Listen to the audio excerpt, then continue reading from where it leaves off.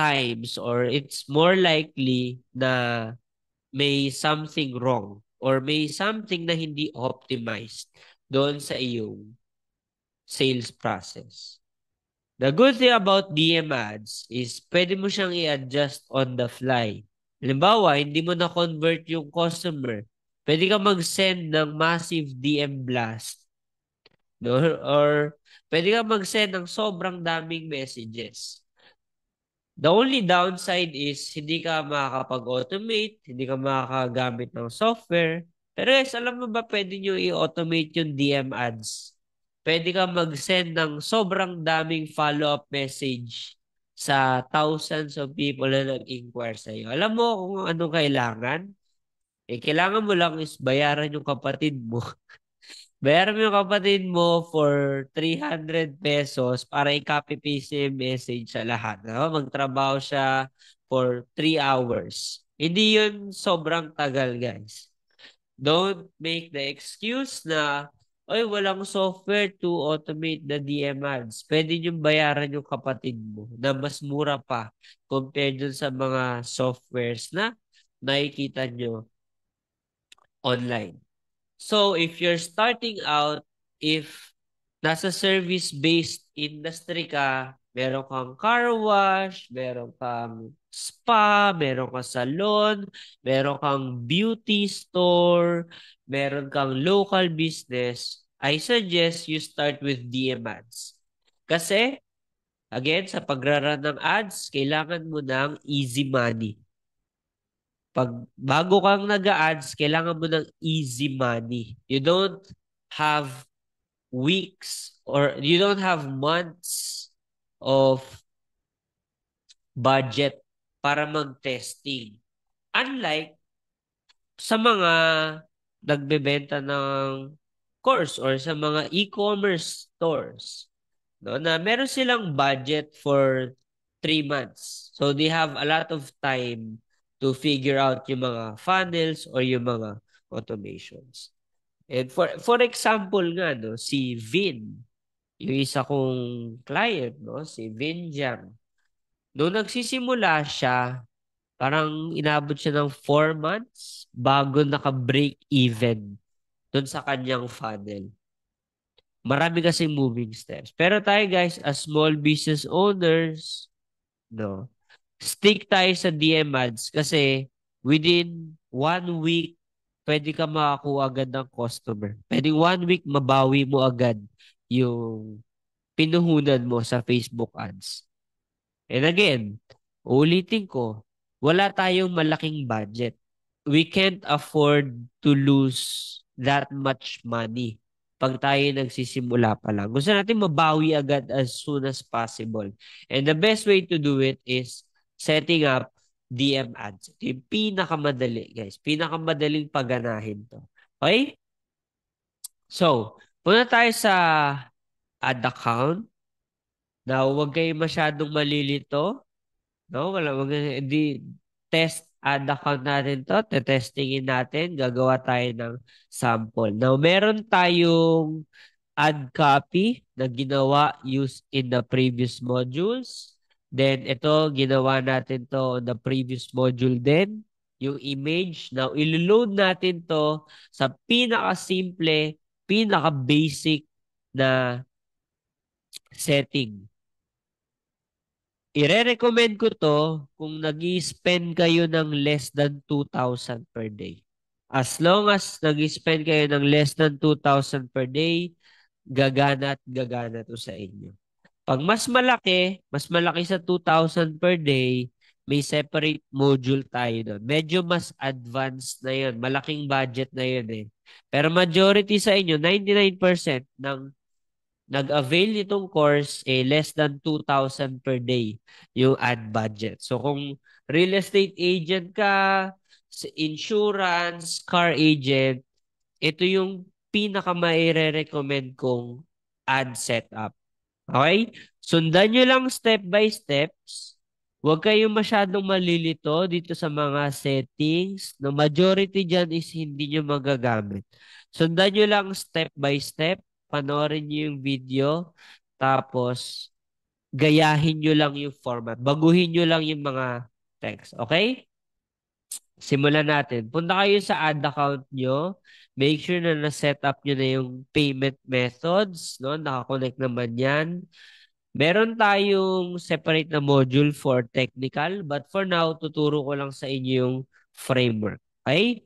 So, sa Ads Manager, okay? Punta tayo sa Create Campaign.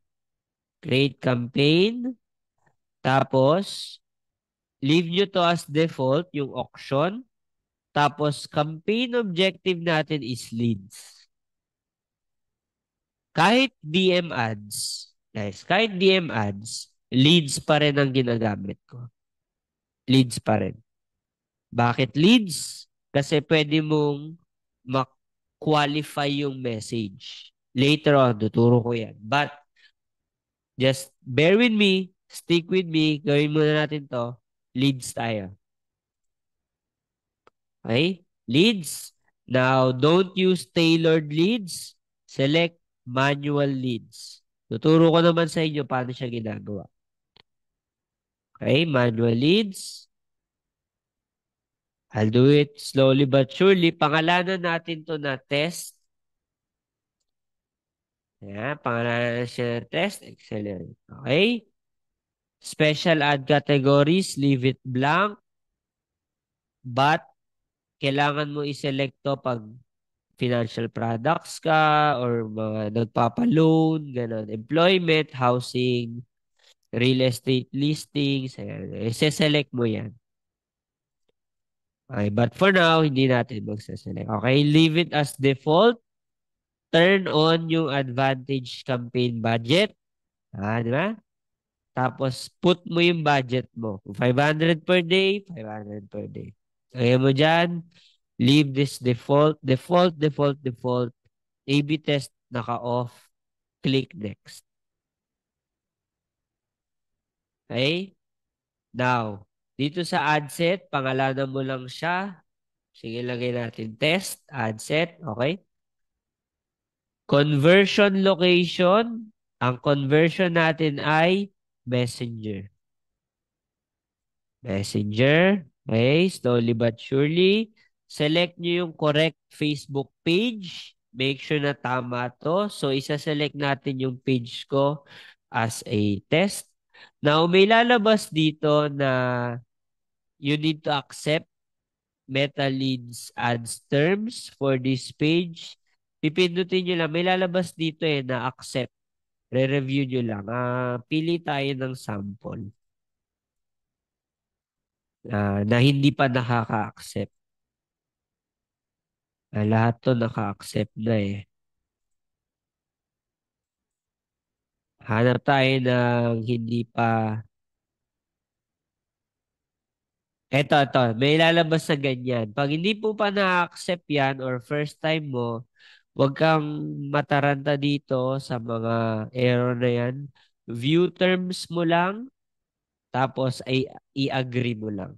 Pag na-agree mo na, lalabas na is ganito. Okay? Lalabas na ganyan. Ayan, nakaganyan na siya. Okay? Tapos ito, leave default, default, default, schedule, default. Diba? Okay? Next na may babaguhin tayo is location. Dito sa example natin, ang ginawa natin is for Makati area. So, kung local business kayo, Makati, lalagay nyo yung location syempre. Makati, tapos yung radius kung saan kayo nagsiservice. So, ito masyadong malaki to. Nice. Pwede ko i-select yung current city only para Makati lang talaga or pwede ako maglagay ng radius. Depende sa inyo, guys. Diba? Ito, siguro okay yan. Kahit hindi sa Makati, Las Piñas, Imus, yan. Okay?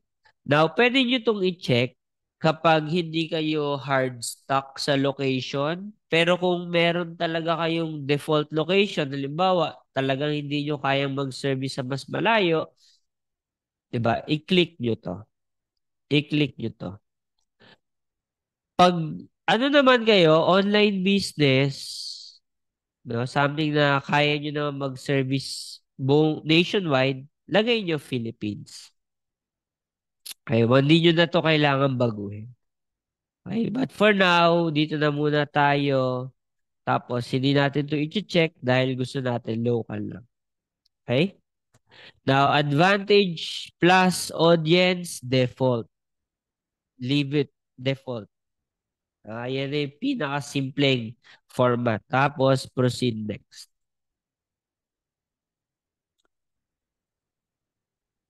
Yun na. Yung ads, pangalanan natin to. So, lagay lang natin add creative 1. Ito yung una natin ginawa. No? Make sure nakaselect Facebook page. Tapos yung Instagram, lalabas dyan kung may Instagram kayo. Kung wala naman, okay lang. Okay? Create ad. Sa ad setup, create tayo ng ad. Tapos single image or video, multi-advertiser ads. Okay? Tapos dito sa ad creative, sa setup na natin. So dahil ang gagamitin natin ay image, image style, image ad. Kung video naman, video ad. So, lagyan natin image ad. Tapos, skip mo lang muna yan. Mamaya na natin ilalagay yan. Skip muna. Next, punta tayo sa next. Tapos, i-upload natin yung creative na ginawa natin. So, upload. Ayan, ito yun, no? Yan ginawa natin.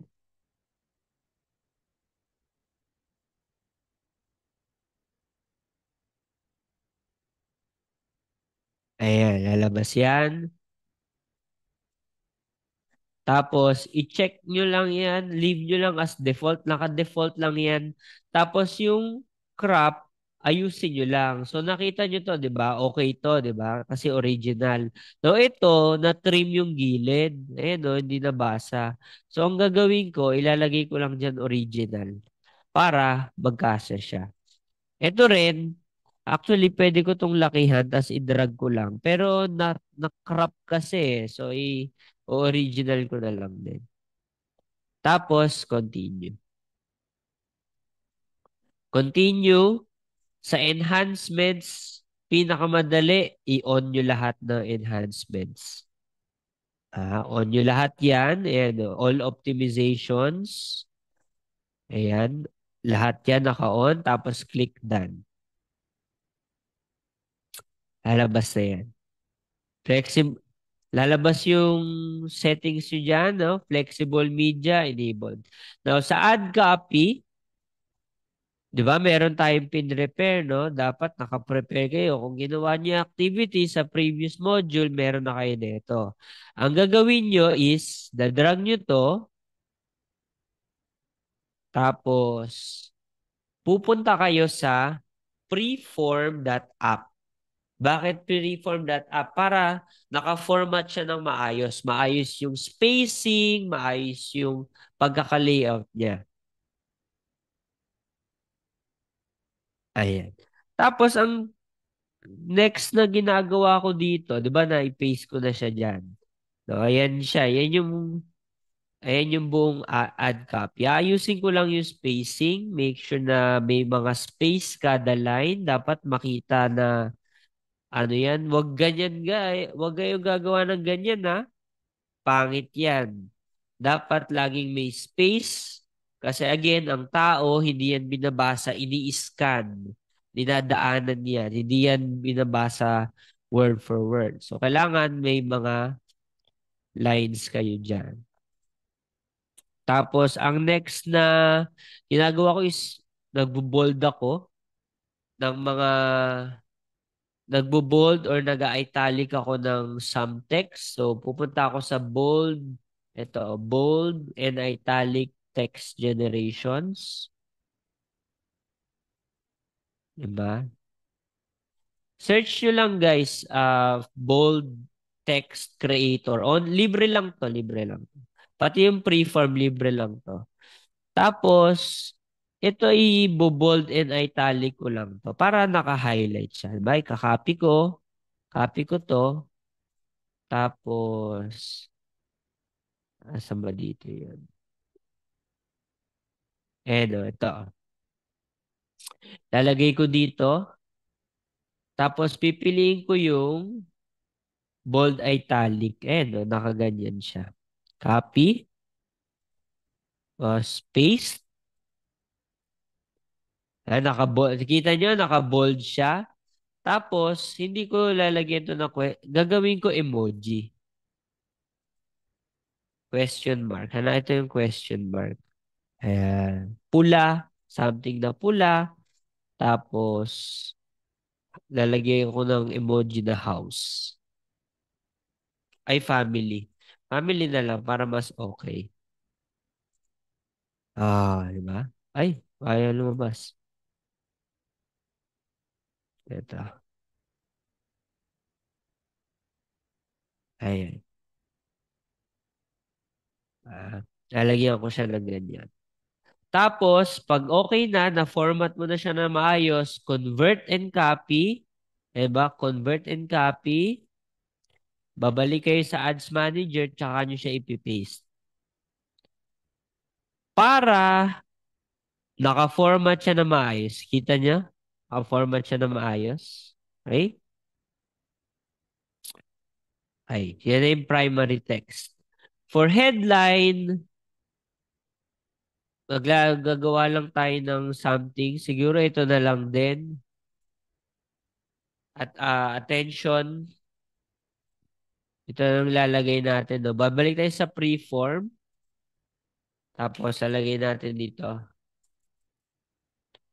Attention, Makati residents. Call out lang natin. Red. Ayan. Or, kung may offer kayo, 50% off. Okay, space nyo lang dyan. Tingnan nyo kung maganda. Di nakita yung red. So, yung red, ilalagay ko sa simula. Attention, Makati residents. Something to call out their attention. Kasi yun lang naman purpose ng headline to capture attention.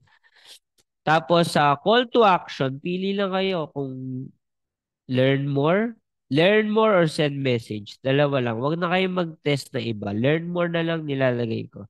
Pinakamadali. So okay na. Na-set up na natin yung creative natin. Next natin is yung messaging template. Ganito siya ginagawa, guys. Pag DM ads, create lang kayo ng bago. Makikita nyo na. Now, by default, may mga lalabas dyan na questionnaires like yes or no. And ang mistake na ginagawa ng mga gumagawa ng ads is naglalagay sila ng mga tanong dyan tapos pinapasagot nila yung customers. Pero alam naman natin guys, wala nagsasagot niyan. Kasi pag nakita nila yan, ang unang tanong agad yan, how much? So hindi niyo matatanong yan. Pag sinabi nila how much, edi wala, magloloko na yung bot mo, di ba? Hindi magandang experience para sa customer. So ang gagawin ko, sinisimplify ko lang to. So sa welcome message, simple lang, hi, yan. Hi, Midge. Question, binubura ko lahat ng ibang question like city, yan. Iniiwan ko lang to isang question, custom question, yan lang ginagawa ko. Tapos nilalagay ko uh, to learn more about our sec- lalagay, medyo gagandahan natin. Exclusive, security, Windows installation, click inquire. Yan lang. Tapos sa sagot, answer text, lalagay mo lang kung ano yung word na nilagay mo dito, no? Inquire. Tapos, proceed to completion kayo, go to completion, tapos remove nyo lahat ng option. Huwag na kayo maglagay dyan ng how much, huwag na. Inquire lang kasi magloloko lang yung AI nyo, magloloko lang yung bot nyo kapag nagtanong sila ng ibang question. So, iwan nyo lang siya na ganyan. Tapos, sa completion message, thank you. We'll send you the details shortly. Yan lang. Straight, simple. Now, privacy policy, kung may website kayo, no, na is lagay nyo dito, may privacy policy kayo sa website or yung website nyo mismo ilagay nyo. Kung wala naman, ginagawa ko is kinukuha ko lang yung Facebook page link. Yung link sa Facebook page ko. Obviously, pag lumaki na kayo, hindi pwede yan kasi mahuhuli kayo or ano. Pero kung maliit lang naman kayo, wala namang pumapansin dyan. Kailangan magkaroon talaga kayo ng privacy policy. So, nilalagay ko lang dito is yung Facebook page ko.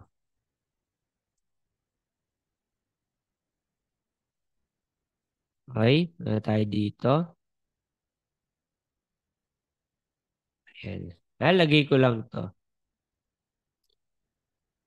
Ano lang to temporary band-aid solution lang to. But you should really put your website, dito? Website privacy policy. Okay? Okay. Okay na yan. So, privacy policy. Punta tayo sa advanced. Tapos, pangalanan mo lang siya na auto-respond or test na lang natin. Test DM ads. Tapos, reminder. Yung reminder natin, same lang dito.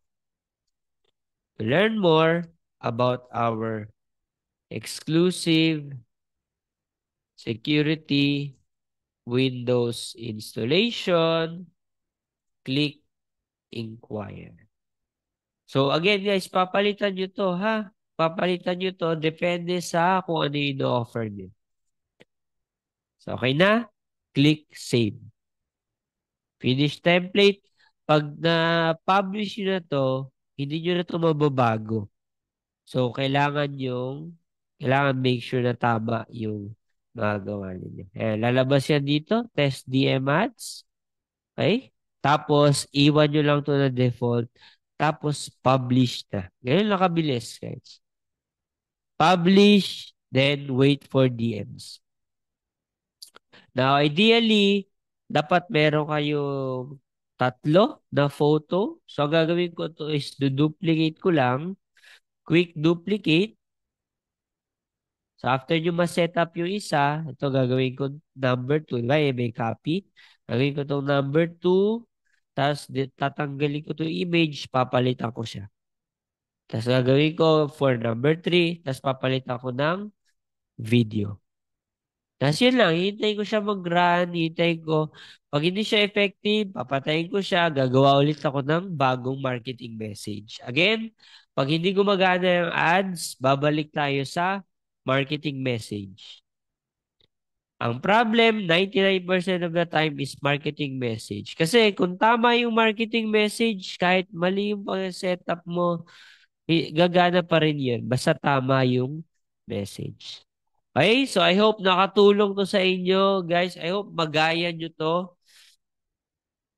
Ito ay nag-a-apply sa lead generation, sa service-based industry, local businesses. So, gagawa tayo ng separate module for e-commerce or kung gumagamit kayo ng landing page. But for 99% of students na baguhan and want to get results with their Facebook ads, this is enough.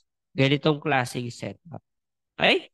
Kita-kita tayo sa next module.